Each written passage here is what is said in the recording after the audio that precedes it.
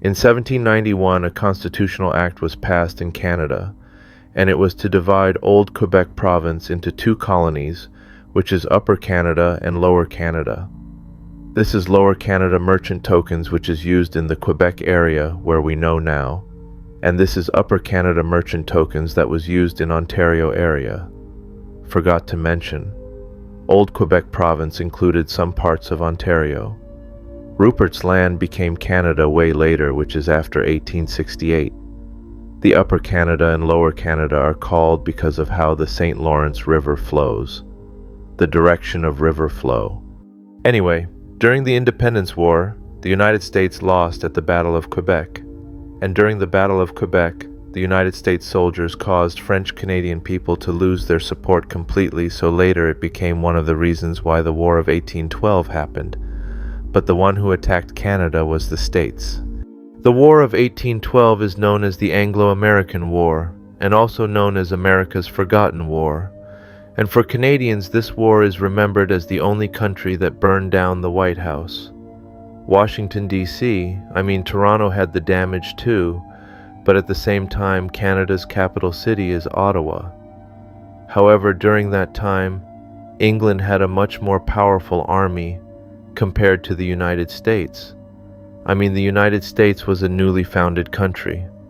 However, England couldn't completely win the war because of the Napoleonic War. The United States is just 15 minutes away, and it was located in Upper Canada back in the days, so I believe if I dig around somewhere, I might be able to find some coins from the 1800s or 1770s. Maybe if I get more subscribers in the future, I will dig more into the history, and we'll try to discover where the hidden gems can be found. Anyway, the reason that the United States attacked Canada was because the United Kingdom actually didn't like the fact that they had independence, and at the same time, it was Napoleonic wartime, so United Kingdom searched all the country's ship who deals with France, and since people from the United States speaks English, the United Kingdom forced people from the United States to join United Kingdom's Navy.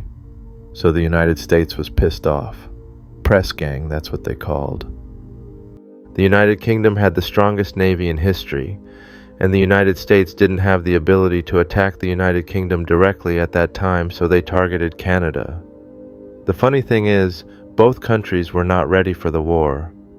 The people from the United States were not really familiar with the idea of one nation until Abraham Lincoln, so for normal citizens, they were like, why are we fighting with our neighbors? We are like femme bruh. I live 15 minutes away from the United States, so I might feel the same way too. If there was email in 1812, the war could be avoided because the United Kingdom accepted the complaints from the United States, so they started to go easy with searches and inspection towards American ships. But it was too late because the United States already invaded Canada. The English embassy in the States knew about this, but they didn't notify the United Kingdom because they didn't feel the necessity. This war was completely unnecessary. However, it already began, and Canada was completely unready for the war. Imagine if someone just hit the back of your head out of nowhere, how would you react, right? So Canada was actually losing in the beginning. The United States Army invaded Toronto and Montreal, but Tecumseh supported Canada, and the First Nations Army fought against the United States Army, and that made the war last longer than the United States expected because the original plan is like, oh, the United Kingdom is now busy with Napoleon, let's just end the war quickly and we expand our land. But sometimes your plan doesn't go as you planned. No battle plan has ever survived intact in the first encounter with an enemy. Therefore, Canada got the support from the United Kingdom, and that's when Canadian soldiers attacked the United States. When the United Kingdom burned down Washington, D.C. and White House, the United Kingdom Army thought, we can finally go home.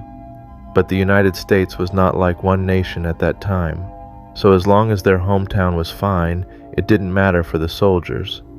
So the United States Army didn't care if the White House was burned and just didn't care much. In the end, nothing gained, just damages were done for both countries, so both the United States and United Kingdom decided to forget about this war.